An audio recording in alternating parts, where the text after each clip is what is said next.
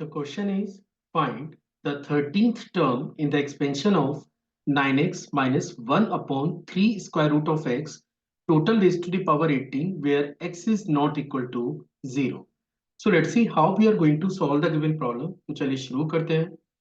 तो first of all मैं एक बार कॉन्सेप्ट पार्ट को डिस्कस कर देता हूँ कि हम लोग इसके लिए क्या कॉन्सेप्ट यूज करने जा रहे हैं.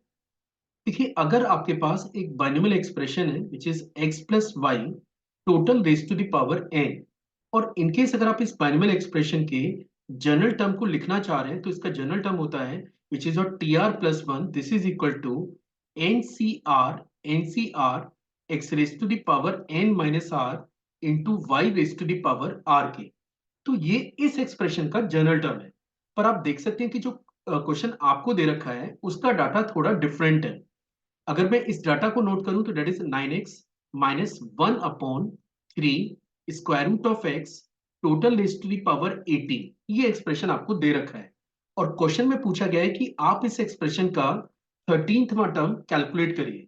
तो मैं इसको दो स्टेप में फिनिश करूंगा. सबसे पहले हम लोग इसका जनरल टर्म निकालेंगे और फिर मैं इसके 13 टर्म पे काम करूंगा. अब ऐसा तो नहीं हो सकता कि आप इसे पूरा ओपन करें जैसे बाइनोमियल को एक्सपेंड करते हैं और फिर आप 13 टर्म की वैल्यू निकालें. इसमें तो बहुत टाइम लगेगा. तो बेटर ऑप्शन ये है कि आप पहले इसके जनरल टर्म को जनरेट करें और उसके बाद हम लोग फोकस करेंगे कि इसका 13वां टर्म कैसे कैलकुलेट किया जाएगा. तो चलिए सबसे पहले जनरल टर्म पे फोकस करें. तो टी आर प्लस वन ये डाटा आपके पास बराबर होगा एन सी आर. एन की वैल्यू आपके पास क्वेश्चन में 18 है तो आप इसे लिख सकते हैं 18 सी आर. लेकिन जो आपका फर्स्ट वेरिएबल है जनरल में वो x था लेकिन आपके पास ये वेरिएबल 9x है तो आपको लिखना पड़ेगा 9x total raise to the power 18 minus R. आप इसको ऐसा लिख सकते हैं. और जो सेकंड वेरिएबल y है ये आपके पास है that is minus 1 upon 3 square root of x and total raise to the power r के. चलिए अब इसको थोड़ा सिंप्लीफाई कर लेते हैं. तो आप देख सकते हैं कि ये मिलेगा टी आर प्लस वन ये आपका जनरेट हो रहा है 18 C R 9 raise to the power आप 18 माइनस आर लिख सकते हैं. 18 माइनस आर लिख सकते हैं. X raise to the power 18 minus R लिख सकते हैं. It is 18 minus R. इसके बाद ये टर्म आप देख सकते हैं कि minus 1 upon 3 square root of X and total raise to the power R के. अब आप देख सकते हैं कि क्वेश्चन में आपको पूछा गया है कि आप है ना गिवन एक्सप्रेशन का 13वां टर्म कैलकुलेट करिए. तो अगर आपको 13वें टर्म की वैल्यू निकालनी है तो देखिए इस पूरे क्वेश्चन में सबसे इंपॉर्टेंट लाइन यही है जो अभी हम लोग करने जा रहे हैं. अगर आपको 13वां टर्म कैलकुलेट करना है तो आपको r की जगह 13 नहीं डालना है क्योंकि ये expression T R plus one term के लिए है ना कि टी आर टर्म के लिए. अगर ये T R plus one term का एक्सप्रेशन है तो फिर r की जगह आपको रिप्लेस करना पड़ेगा 12.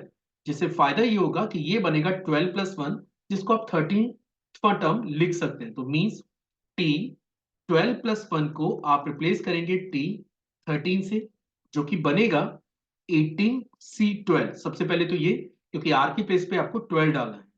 फिर X raise to the power 18 minus 12 आप करने जा रहे हैं इसे आप 6 लिख सकते हैं. और डेट इज हाँ और 9 की पावर अगर अपन बात करें 9 की पावर बात करें तो ये भी आपका 6 बनेगा. इसके बाद आप चेक कर सकते हैं कि एक आपके पास है minus one total raise to the power 12 क्योंकि आपने आर की प्लेस पे 12 सबमिट करना है. नीचे अगर बात करें तो 3 रेज टू द पावर 12 और root X raise to the power 12 एक ये टर्म आपको मिल रहा है. अब जैसा कि आप जानते हैं कि रूट एक्स की पावर 12 को अगर मैं सिंप्लीफाई करूं तो ये वैल्यू 6 बनेगी. मतलब एक्स की पावर 6 में ये डाटा कन्वर्ट हो जाएगा और एक्स की पावर 6 को आप डायरेक्टली एक्स की पावर 6 से कैंसिल कर सकते हैं. इसके बाद जब आप फर्दर इसको सिंप्लीफाई करेंगे तो आप देख सकते हैं कि सबसे पहले तो है 18C12 एक ये डाटा आपके पास है. 9 की पावर 6 है तो आप इसे चाहें तो 3 की पावर 12 भी लिख सकते हैं. तो ये टर्म बनेगा 3 की पावर 12 माइनस 1 की पावर 12. पावर क्योंकि इवन नंबर है तो आप डायरेक्टली इसे 1 से रिप्लेस कर सकते हैं और डिनोमिनेटर में भी आपके पास 3 की पावर 12 ही मौजूद है.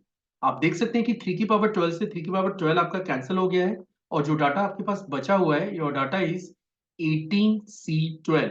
इनकेस अगर हम लोग इसको और फर्दर सिंप्लीफाई करते हैं तो आप इसे लिख सकते हैं 18 factorial divided by 18 minus 12 that is 6 factorial और 12 फैक्टोरियल की. और इनकेस अगर आप इसे और फर्दर सिंप्लीफाई करते हैं इनकेस अगर आप इसे और फर्दर सिंप्लीफाई करें तो ये डाटा बनेगा 18 18,564.